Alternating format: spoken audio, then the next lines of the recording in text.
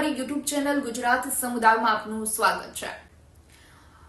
ચોક્કસ ગુજરાતની જનતા મોંઘવારીથી પીસાઈ રહી છે। મોંઘવારીનો માર સતત પ્રજા સહન કરી રહી છે, જે આપણને સૌને ખબર છે। દરરોજ કોઈ ને કોઈ વસ્તુના ભાવ વધતા હોય છે। દરરોજ તમે જ્યારે ન્યૂઝપેપર હાથમાં લ્યો ત્યારે એક સમાચાર તો એવા જોવા મળી જ રહે કે જેના ભાવમાં વધારો થયો અથવા ભાવ ઘટવાનું નામ નથી લઈ રહ્યો। ત્યારે સમાચાર જે મળ્યા છે, સીએનજી ના ભાવમાં વધારો થયો। જી હા, ગુજરાત ગેસ કંપની દ્વારા સીએનજી ના ભાવમાં ₹1.5 વધારો ઝીકી દેવામાં આવ્યો છે અને જેના કારણે નવો સીએનજી નો ભાવ 77.76 પૈસાએ પહોંચી ગયો છે। એટલે ₹77.76 કિલો સીએનજી હવે ગુજરાત ગેસ કંપની દ્વારા આપવામાં આવશે।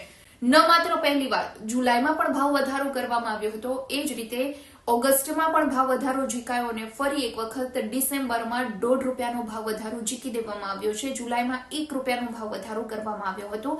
એટલે કહી શકાય કે ગુજરાત ગેસ કંપની દ્વારા સીએનજી ના ભાવમાં છેલ્લા 5 મહિનામાં ₹3.5 વધારો કરી દેવામાં આવ્યો છે। સીએનજી વાહન ચાલકો પર હવે વધારાનો આભાર રહેશે।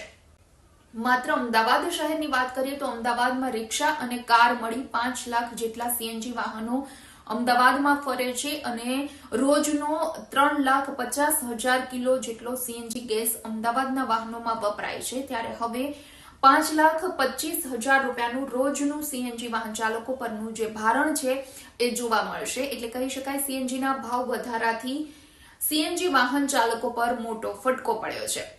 બીજી તરફ સમાચાર એ સામે આવ્યા કે શિયાળાની શરૂઆત થઈ ચૂકી છે, ઠંડીની પણ શરૂઆત થઈ ચૂકી છે। ત્યારે શિયાળાની શરૂઆતમાં શાકભાજીના ભાવ ચોક્કસપણે ઘટી જતા હોય છે।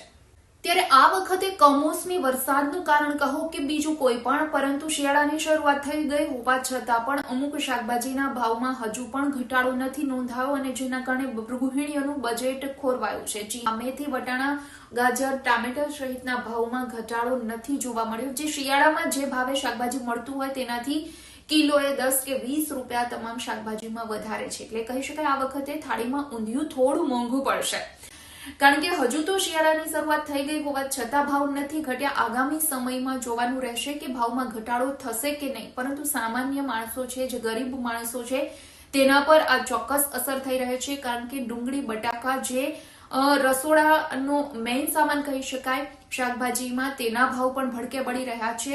50 થી 60 રૂપિયા કિલો બટાકા મળી રહ્યા છે, જે સામાન્ય લોકો માટે ખરીદવા ખૂબ જ મુશ્કેલ રહે છે। આ સિવાય પણ લીલા શાકભાજીના ભાવ પણ આસમાને છે, ભાજીઓના ભાવ પણ આસમાને છે।